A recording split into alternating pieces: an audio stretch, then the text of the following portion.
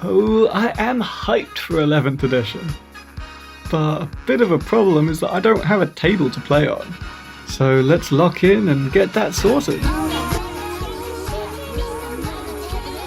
I'll start off by working out the new terrain properties, just drawing them out on a piece of paper to try and wrap my head around things. I'd say that's probably the biggest change this new edition. We're now fighting over actual terrain pieces instead of just abstract points on the battlefield. So theoretically, you should get a much more narrative and compelling game. Okay, now listen up.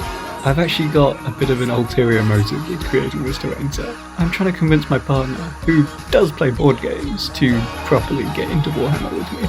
And one way I'm hoping to do that is to have this terrain not just set on any random planet, but specifically a planet that they have a hand in creating. So picking their brains for the lore. Now this is the remnants of our washing machine packaging. A while ago, when we got the washing machine and before we even knew anything about 11th, I made this terrain, and it no longer works. In the new edition, large L-shaped ruins like this are out. We're looking at much smaller pieces of terrain now. Out of everything I made, I think it's just going to be these two that I end up keeping, plus some of the little bits. In the meantime, the supplies have arrived. I did an online shopping spree and got a bunch of stuff I think can be used. Mainly this big felt mat. It's not square, but we can work with it. It's plenty big enough.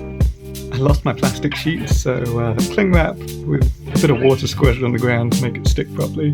That should hopefully protect my floors. Now if you're following along at home, don't do this. Don't spray paint indoors. I'm just an idiot. But it worked. Anyway, I'm painting down a little road because I think that'll keep things more interesting. I don't just want a flat plain of grassland. But this isn't just grassland, is it? So the lore behind this world is that it's of a planet that was colonized by moss.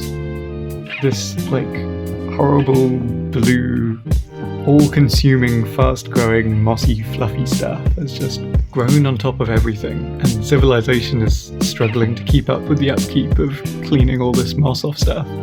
Now this stuff here I think is called reindeer moss, and it's much cheaper than blue flock, so I'm just cutting it up and using that, mixed with flock as well.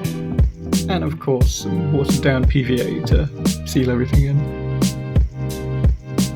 Finally I'm covering everything in a layer of this super fluffy, fine, static grassy stuff. It's kinda coming along, but I think there's a bit more I could do. I tried sieving and then spray painting some dirt, but it didn't really hold the colour well, so yep, more spray paint on top. That'll do it. This actually looked really good. I kind of recommend it now, maybe. Or buy an airbrush like a normal person. I'm trying to do this inside a bag, but clearly can't do that and hold the camera at the same time.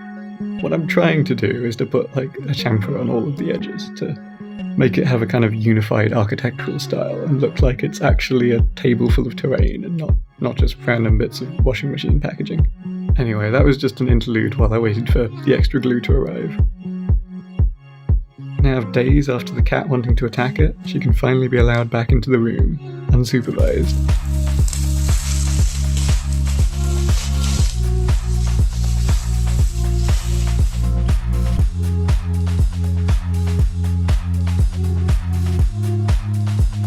So there's the terrain footprints.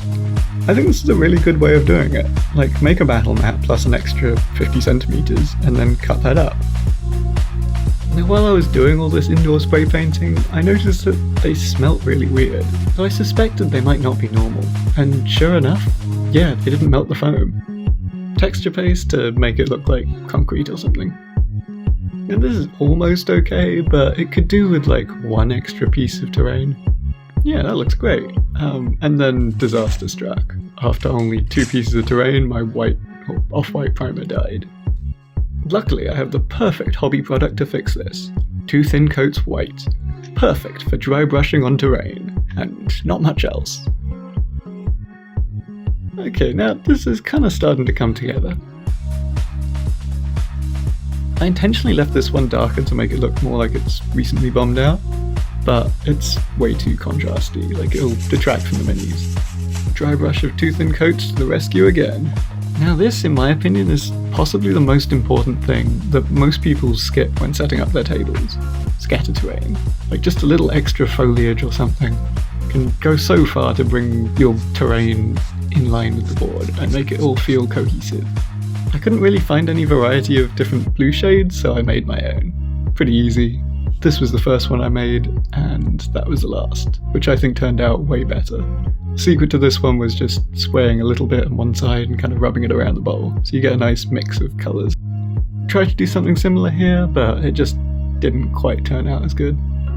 I also discovered you can kind of spiderweb it over everything, if you wanted to, because the terrain's grippy from the texture paste. Anyway, that's it. So let's see how it looks.